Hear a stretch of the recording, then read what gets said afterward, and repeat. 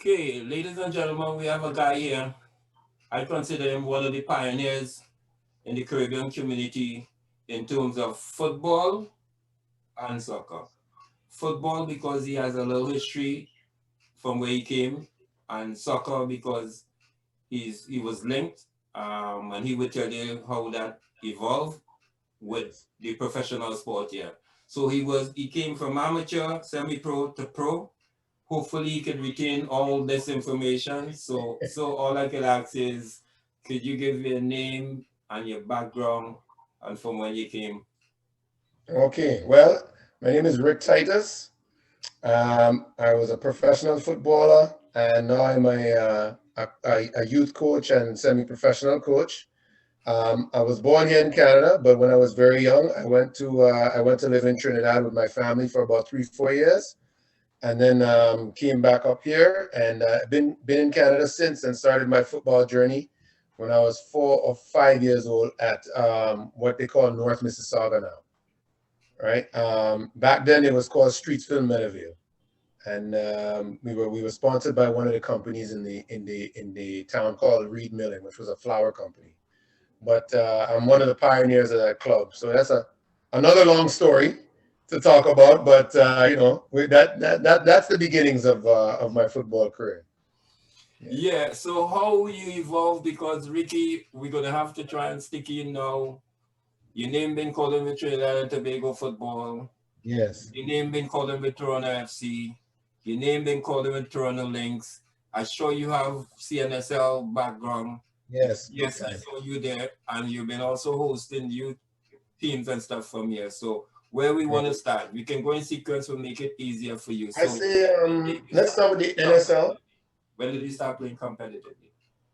16 and a half, I was trying out with the Toronto Blizzard. And at the time, they had guys like Trevor McCallum, Troy Andy, who was there at the time? Peter Gilfillan, Hector Marinaro.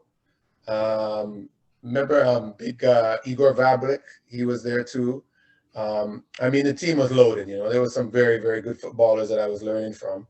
Luis Luffy. Who else was out there? Some very good footballers, and these guys were international. David Byrne was on the team at the time, so we had a pretty big squad. Anyway, I made the team, and Dave Turner, who was the coach at the time, took me into the office with my father. And my father was there, and he saw the contract. He's looking at the contract. He goes, "Where's the money?" Show me the money. He goes, "So wait, my son made the team, but he didn't pay no money."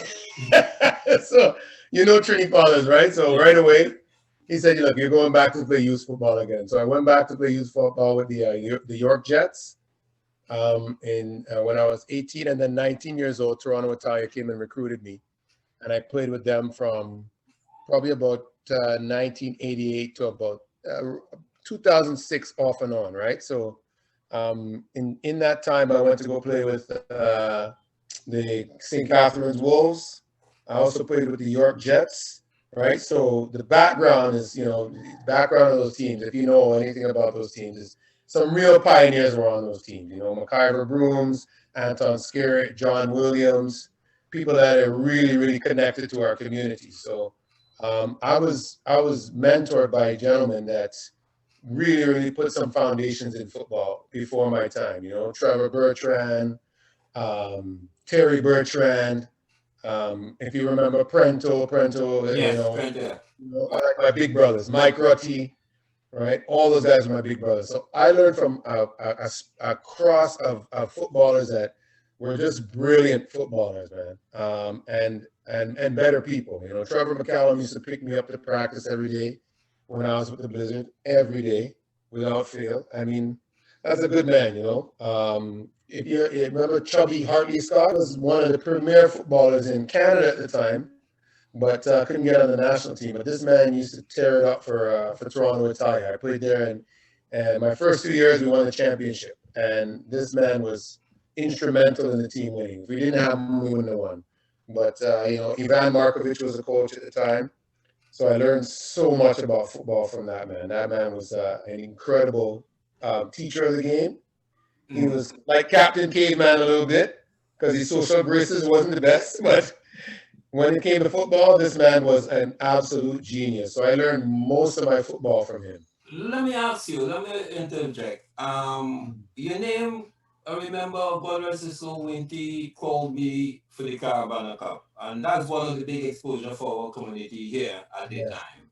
And he says, yes, I have this guy, Ricky Titus, and obviously he was bringing you from where it was the east, he was coming with yeah, or whatever. And I just want yeah. to ask you, besides that incident, what you thought about the Caribana Cup? Because remember, I don't know if you could recall, Caribbean Stars also play a CNSL All Star on that That's weekend. right. So That's you have the atmosphere of those leagues. What you thought of that whole operation for that weekend? Well, I'll tell you, man. That Carabana Cup for me was something that we should have done as a community and really, really put our imprint on it. Because, man, if you'd attended those games when Trinidad played against Jamaica, it was electrifying. The energy in that in where was it? City. Varsity Stadium.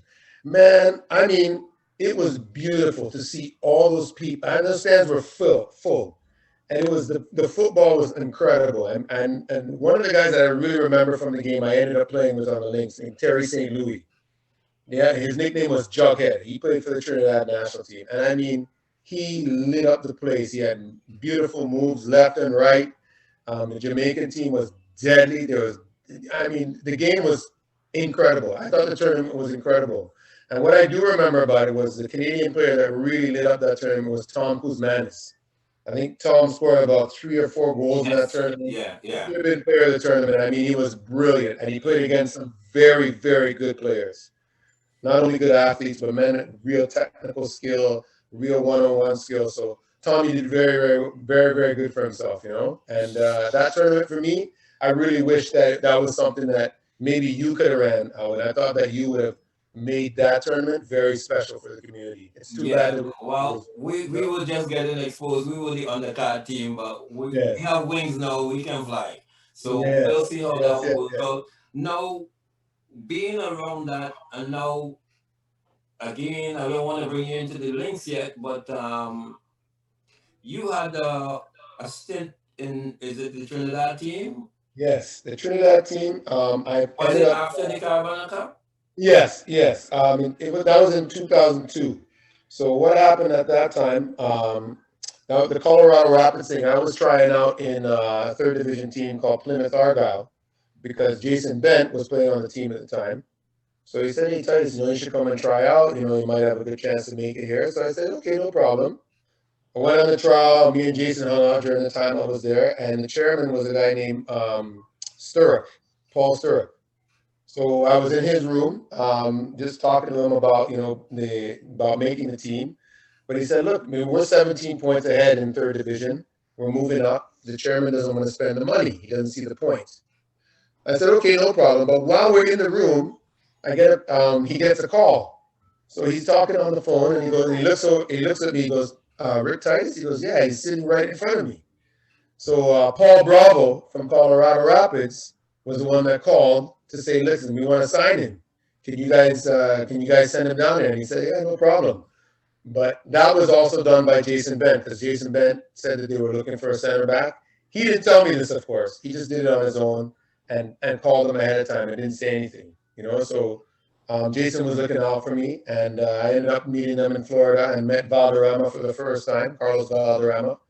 And the coach at the time was Tim Hankinson, and he said to me, "Listen, if you want to make this team, you see that guy there, just give him the ball."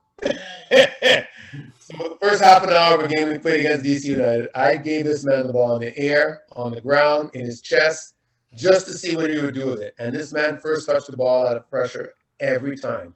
Perfect pass, perfect timing, perfect weight. Best player I ever played in my life, man. And that took me to Trinidad and Tobago because what happened was I sent a video of my season to Naja, right? And when Naja saw the video, he said, "Man, you got to come up here right now," because it was a really good video I put together. Anyway, I went down there and I played the Gold Cup with some very, very good players and played against some very good players too. I mean, there was So Earl John. you actually made the cut. You actually played. Yes, yes, I played in the game and I was with the team. Didn't get paid, but the experience was great. You know, it was a great experience, you know. Mm-hmm. At the time, Trinidad didn't have the money. I remember they were going through all sorts of stuff all the time, you know. So Mm-hmm. courses weren't there. So, I paid for my ticket. They said he'd reimburse. You know how the story goes, right? Yeah, yeah. But I'm very happy that I had the experience. You know, for a while I was bitter about it, but, you're older now. You learn a little bit about life and you realize that those experiences you can never, you have to really cherish them. You know, it was a beautiful. So that Colorado stint, that was MLS or? Yeah, that was MLS. Yes. Okay, and you had some stints with other teams in the USL? Yeah, so with the Lynx, I started with the Lynx in 97, 98. I won Defender of the Year for the Lynx then. 99, I went to go play in Hershey and New York for that year. And then 2000, I ended up with the 86ers Whitecaps. One was on the All-Star team in 2000. Won Defender of the Year for the team. Won Defender of the Year in 2001 for the USL for the league. 2002 won Defender of the Year for the USL League? Yes. Okay. The entire league. Just want to make sure, you're right. Yeah. So when Colorado got me, I was a discovery player and I was 33 years old. So at the time it was funny, you know what I mean? So they picked me up, had a good season with them. It's not that funny, Ricky, because you end up getting a stint with also Toronto FC, which I find was funny because I was pretty late now. Yes, I was 39 years old at the time. Let me tell you the story on that one. Yes. So, on the Friday night, I was playing in the CSL with Tony and them, with the shooters, right? The Italian shooters. So I played a game on Friday night. Then I had to play a game on Saturday with TFC in the day. So we had finished our game on Friday night.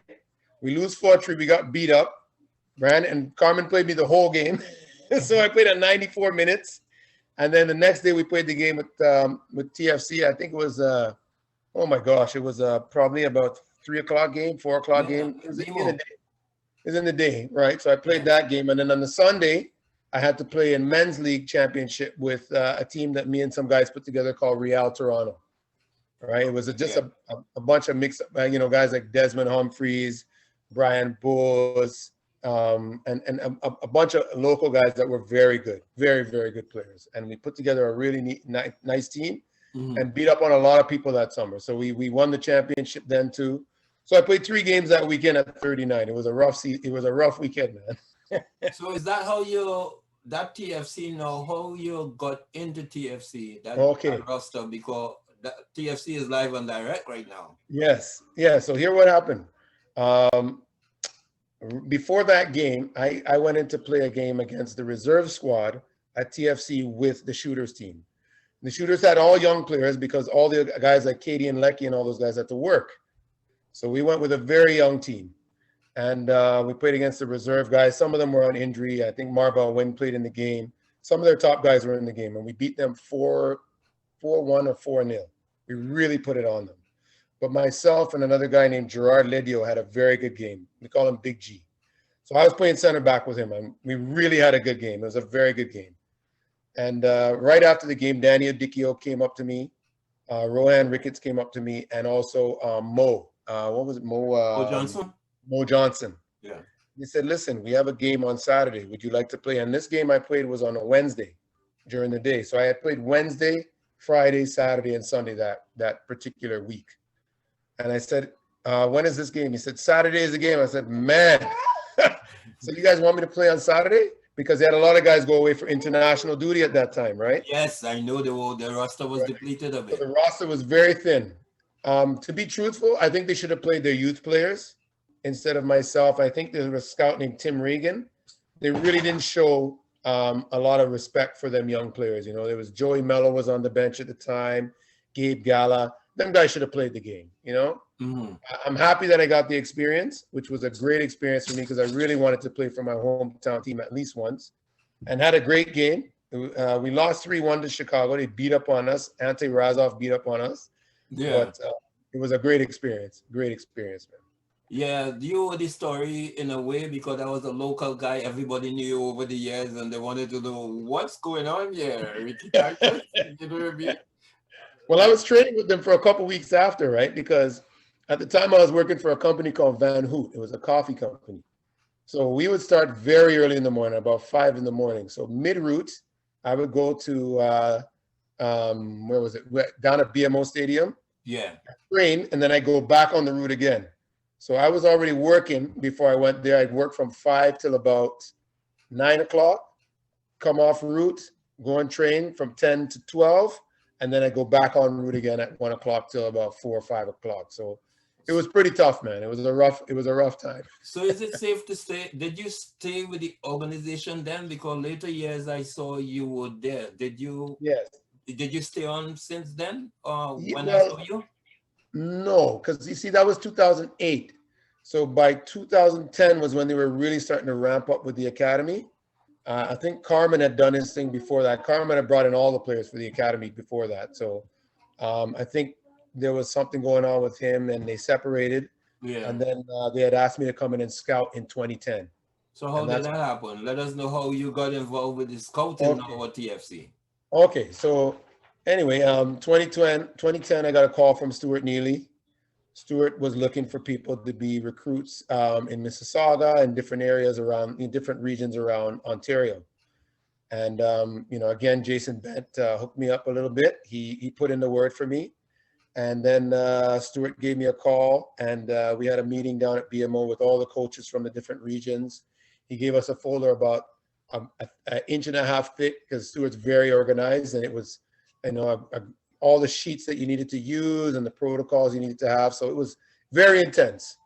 And then by 2011, Rongan had come in at the time. I believe it was 2011 that Rongan came, Thomas Rongan. Mm-hmm. And I was still kind of doing scouting, and I was coaching with North Mississauga at the time as well. So Rongan came in, and he had a tryout. I think like 10 or 15 kids showed up for U15 trials. And I'm like, man, these guys need some people in here. So they had U15 and U13 trials. And I go, there's not a lot of players there. I go, do you guys need people to come in? And Rongan looks at me and goes, well, how many people can you get? I go, I'll fill this place up. I'm sure of it. And he goes, if you can do that, he goes, I'll have a spot for you. I'll hire you as part of the staff. I go, okay, no problem. So I phone up all the people I know. Next day, about 65 kids showed up for trial. And I was at the turnstile over at Lamport Stadium meeting all the families. So Rongan's looking at this. Every family that comes through the door, I'm hugging the mom, the dad, the kid, rushing them over because, people were coming late. There was so much people showing up at the same time. And after the first session, Ron goes, you know all these people? I go, yeah, I coach all of these kids, or I know most of their families and know the kids from watching them play or coaching against them. Because, some of them are from Brampton East, like, Malik Johnson, and some of the kids that are playing professionally right now, Hayden Daniels, a lot of the kids that I had, Cyrus Rollux. So all of these kids were the kids that I brought in for these trials, and they were amazed at the talent of these kids. And they ended up being a part of Toronto FC Academy. I think I brought in at the time maybe about 65 to 75% of the talent when I was there. So it was a great time, man. It was a great time. Well, there you just duplicate some of the things they were amazed of our community with, because I remember when we formed Caribbean Stars, one of the things they were amazed with when we had the trials at Lamport for our team is the amount of players we had. Even Cam still talks about it, right? Yeah. So again, that shows our community is be hungry for opportunities. Yes. Right? The community will be hungry for opportunities. So so then you're in like Flint then. Yes. So I was in it to win it, and I got to tell you, man, I'll be truthful about it. I never really felt comfortable in that environment because the way that we teach in our community is much different from a Eurocentric view, right? Which is not wrong in any sense. I'm just saying it's a little bit different. We hold cultural values and things in our community that are a little bit different. And I wanted to be able to kind of deal with the kids in that way because, some of them are coming from some real trauma and coming from some real circumstances where they needed some real help. Like, to tell you a story, just a short one, a kid on the team wasn't eating. So he'd have his breakfast in the morning, he'd go to school, didn't have any money. So he'd show up at practice at 4:30, hadn't eaten anything all day from school, rode the bus to Toronto FC for 2 hours, an hour and a half, and then doing his training, but he'd have, headaches and migraines and all that kind of thing because he was eating.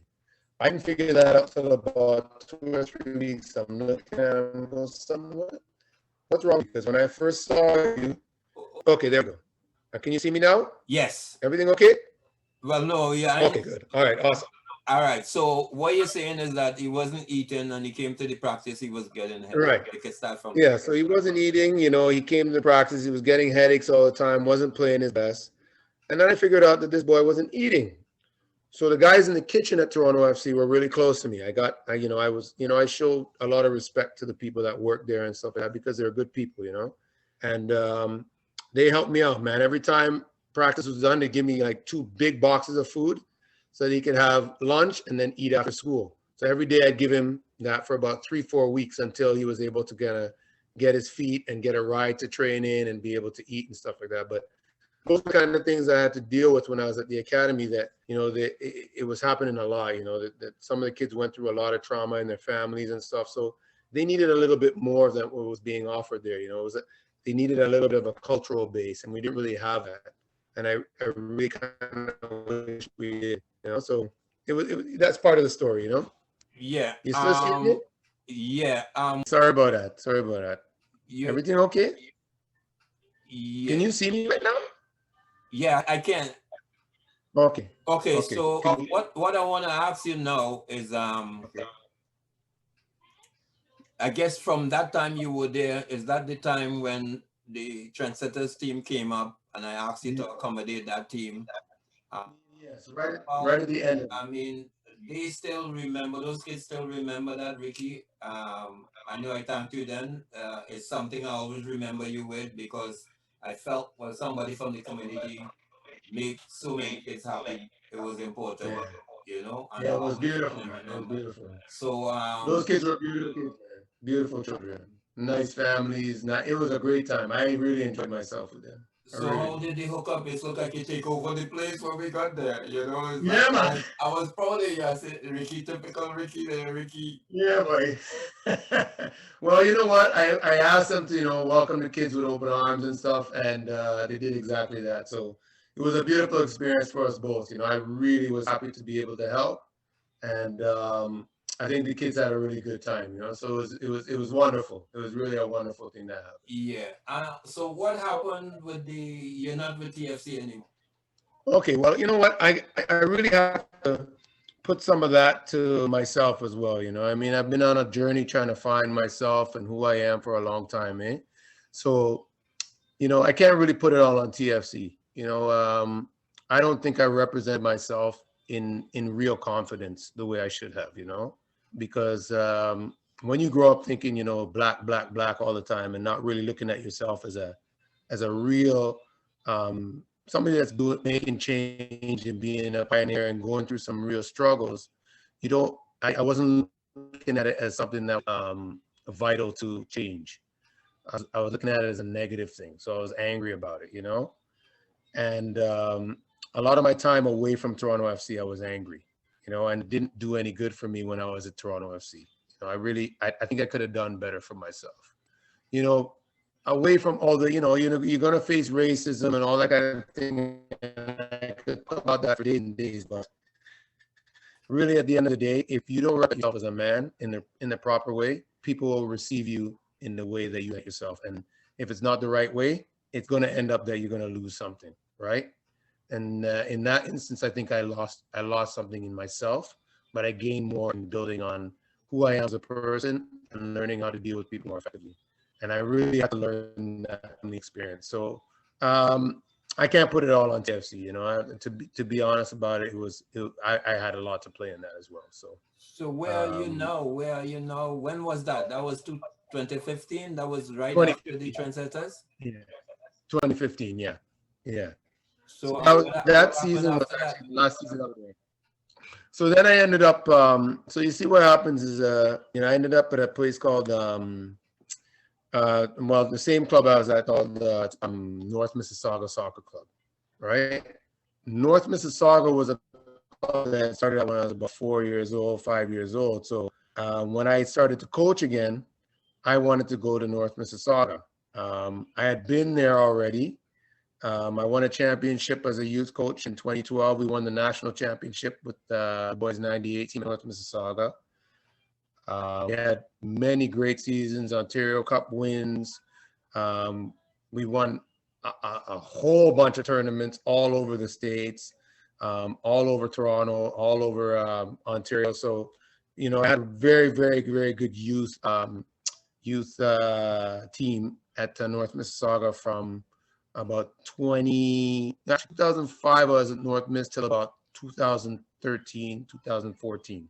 So I was there while I was at Toronto FC as well, because I still wanted to coach in the A group, see all the kids that were coming up, like the 99s, some of the 2000s, 2001s, because I recruited 2000s as well. Yeah, I wanted to be a part of the grassroots. Grassroots is my thing, you know. I really like to be. So your mandate at TFC, scouting, which was part of your job. So yes, that was within the range. So that was a fit for you then. Being with and stuff, that was a fit. It's a great fit. It's just at the time I didn't celebrate it the way I should have, you know. It was a great fit. I had a lot of good things going on at the time, and I didn't appreciate it enough. I really honestly didn't look at it the way I should have, because my perspective was wrong at the time, you know.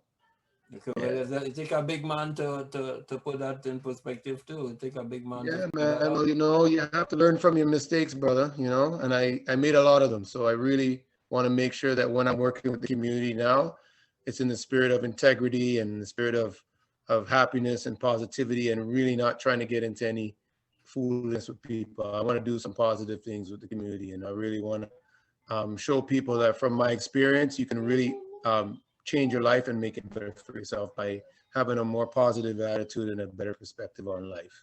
Okay, so in listening to Trevor, I understand you guys did some major things at North Miss. How was that for you? Besides the TFC thing, I mean, yes, you put it in perspective, but that's really sounding great. Yeah, man. Well, I'll tell you what, North Mississauga, I'll tell you the story on how Trevor became the president of North Mississauga. We were, I was, you know, people at these clubs always are trying to take advantage of the people that are at the club, the families. So, you know, they put their, you know, the board members have their kids on the teams and they're coaching the teams, and it was a mess. You know, I mean, it was a real mess. So I said, Trevor, look, Trevor, you know, let's go to the next AGM and see if we could get on the board, you know, because we had a lot of people that were backing us and really enjoyed what we were doing. So Trevor's sitting there, and they had to vote for the president. And I said, Trevor, you'd be the perfect man for the job. And he said, no, I don't want that. I said, boss, you have everything that is required to be a president of this club. You have everything, the history, you know, all the people you know. Woody Bailey was part of his crew. Remember, Woody was another guy that played with me on the Blizzard as well. So all these guys were influences in Trevor's life. And I mean, those are great influences. So when Trevor went up there, nobody challenged him. Everybody voted for him. And this man took the club from 0 to 60 in no time whatsoever. And then me and him were working together to make things happen, you know. Both of our teams won national championships the same year. And the club had about 6,500 people at the club at the time. It was an incredible experience, man. We had coaches from all over the world, Bulgaria. John Ardila was part of it. He's from Colombia. We had Dave Charlie's and next guy from Zambia. So, I mean, we had the international soup at North Mississauga at the time, and it was a beautiful experience, man. It was a wonderful experience. Are you still there? No, you moved with Trevor? I coached, yeah, well, Trevor left, you know, 2016 I went there and Trevor was still there. But the people that came into power at that time, they didn't have the vision that we had, you know. They were a little bit more selfish, you know. They wanted to take care of their own things, and they're still in there right now. There's a couple of things going on there. You'll probably hear about it at some point, but they weren't doing the best things to people, you know. They weren't treating people right, and many of the coaches from our community, they kicked out. They didn't treat me with a lot of respect in 2016. I came back to coach youth just a couple years ago, and they didn't really show me a lot of respect. You know, I really was hoping that because it's a club they knew I was from, that they would give me that respect, and they didn't really show me that respect. So, you know, you have to move on from things sometimes. You know, you can't beat a dead horse sometimes. You really have to see, you know, who's in power and what's going on. And instead of fighting it, sometimes you just have to leave and do your own thing. You know, because you know, back in the day, I would have fought. You know, Yeah. I'm not doing that anymore.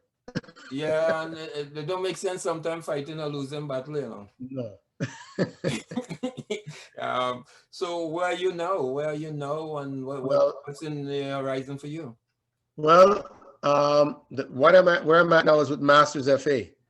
Okay, Masters FA is owned by a gentleman named Junior Groves. He's a pastor. He has his own church, and we have our own compound in Pickering, just off of Finch Avenue. And after I had finished my tenure with, let me tell you a quick story. I finished with North Miss 2016. 2016, I took the players didn't want to stay there anymore because you know they kind of did me a little bit dirty.